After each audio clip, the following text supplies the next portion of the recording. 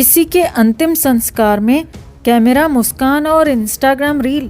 क्या आज इंसानियत इतनी सस्ती हो गई है कि मौत भी अब कंटेंट बन चुकी है। एक तरफ एक महान आवाज़ हमेशा के लिए खामोश हो गई और दूसरी तरफ उसी खामोशी के सामने बन रही थी एक वायरल वीडियो। आज जो सामने आया है वो सिर्फ शॉकिंग नहीं बल्कि कहीं न कहीं डराने वाला है। 12 अप्रैल एक ऐसी तारीख जिसने संगीत की दुनिया को अंदर तक हिला दिया। 92 साल की उम्र में एक ऐसी आवाज़ खामोश हो गई जिसने दशकों तक लाखों दिलों को धड़कना सिखाया। हर तरफ सन्नाटा था, आंखों में आंसू थे और दिलों में सिर्फ एक ही नाम गूंज रहा था। श्रद्धांजलि देने वालों की भीड़ उमड़ पड़ी थी। हर कोई अपने अपने तरीके से उन्हें याद कर रहा था। लेकिन इस गम के माहौल के बीच कुछ ऐसा हुआ जिसने लोगों को अंदर तक झकझोर दिया। 13 अप्रैल अंतिम दर्शन का दिन, जहां एक तरफ सचिन तेंदुलकर जैसे महान खिलाड़ी अपने आंसू नहीं रोक पाए, वहीं दूसरी तरफ एक वीडियो ने सब कुछ बदल दिया।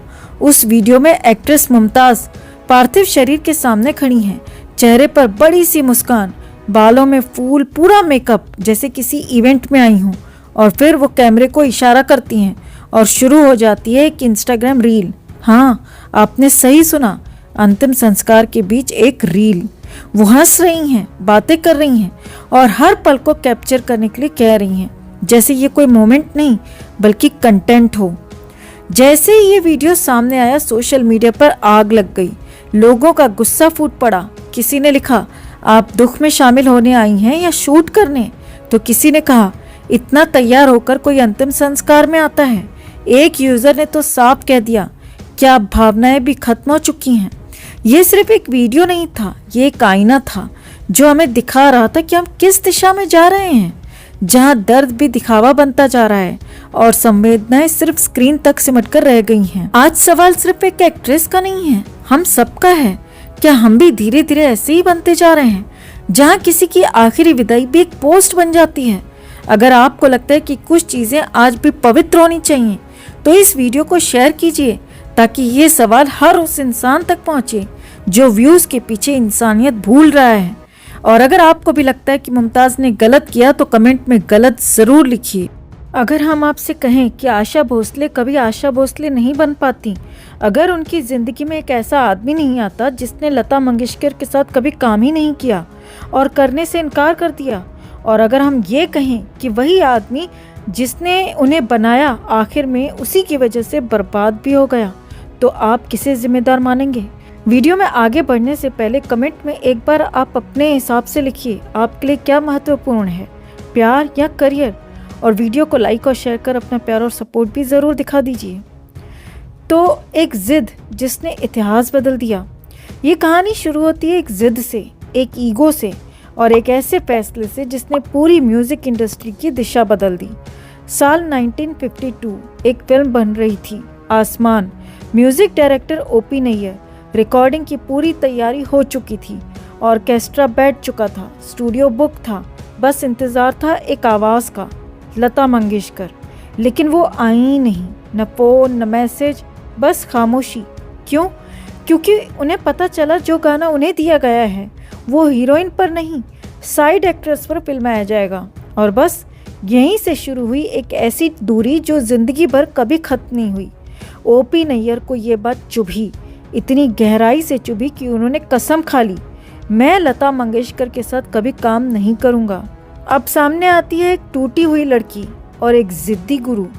उसी दौर में एक लड़की थी जिसकी आवाज़ में दम था लेकिन पहचान नहीं। 3 बच्चों की माँ, टूटी हुई शादी और करियर लगभग खत्म। नाम आशा भोसले। उन्हें काम मिलता भी था तो सिर्फ ये सुनने को, थोड़ा लता जी जैसा गाओ, तुम गीता दत्त को कॉपी करती हो। सोचिए, जब आपकी खुद की आवाज़ ही आपकी नहीं रहती तो आप कौन होते हैं? तभी उनकी मुलाकात होती है ओपी नैयर से और यहाँ से कहानी में आता है पहला मोड़।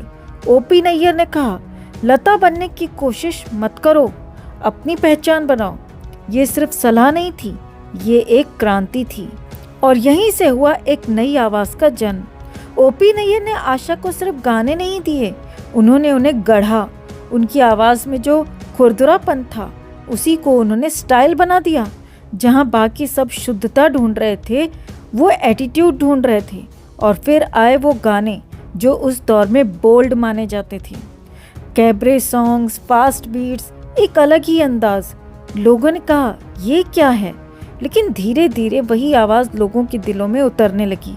और फिर आया वो पल जिसने सब कुछ बदल दिया। एक नया दौर और एक नई जंग। फिल्म नया दौर, प्रोड्यूसर B.R. चोपड़ा। शर्त रखी गई, सारे गाने लता मंगेशकर गाएंगी, लेकिन O.P. नैयर ने साफ मना कर दिया। अगर मैं म्यूजिक दूंगा तो गाने सिर्फ आशा भोसले गाएंगी। ये सिर्फ एक फैसला नहीं था, ये एक दांव था, करियर का दांव, इज्जत का दांव। और उन्होंने ये दांव आशा पर लगाया।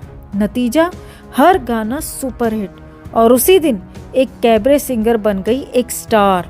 और फिर जब प्रोफेशनल रिश्ता पर्सनल हो गया, काम करते करते दोनों करीब आ गए। एक तरफ टूटी हुई औरत, दूसरी तरफ जिद्दी ईगो वाला आदमी। दोनों शादीशुदा थे, दोनों के बच्चे थे, लेकिन दिल किसी लॉजिक से नहीं चलता। O.P. नैयर आशा की आवाज़ के दीवाने हो गए, इतना कि उन्होंने अपनी बाकी फेवरेट सिंगर्स गीता दत्त, शमशाद बेगम सबको पीछे छोड़ दिया। और यहाँ कहानी ने एक नया खतरनाक मोड़ दिया।